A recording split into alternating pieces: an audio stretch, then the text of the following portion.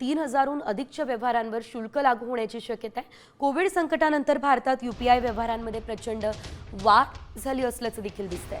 सध्या यूपीआयवरती होणाऱ्या मर्चंट व्यवहारांचं एकूण मूल्य 60 लाख कोटींवर आहे। मात्र झिरो एमडीआर पॉलिसीमुळे बँका आणि पेमेंट सर्व्हिस प्रोव्हायडर्सला खर्च भागवणं कठीण आहे। त्यामुळे या क्षेत्रात गुंतवणूक होण्याचं प्रमाण कमी झालंय, म्हणूनच यूपीआय पेमेंटवरती शुल्क आकारण्याची शक्यता आहे। पीएमओ, अर्थ मंत्रालय आणि संबंधित विभागांनी यावर चर्चा सुरू केली आहे। बँका, फिनटेक कंपन्या आणि एनपीसीआय यांच्यासोबत सल्लामसलत झाली आहे। तर पुढील 1 ते 2 महिन्यांमध्ये या संदर्भात अंतिम निर्णय होण्याची शक्यता आहे। तर 3000 पेक्षा जास्त यूपीआय व्यवहारांवरती शुल्क लागू होण्याचा अंदाज सध्या व्यक्त केला जातोय।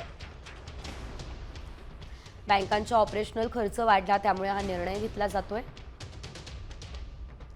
छोटे व्यवहार पूर्वीप्रमाणे मोफतच असणार का, हे मात्र अद्याप कळालेलं नाही। मोठ्या व्यवहारांवर 0.3% एवढं शुल्क मात्र लागणार आहे।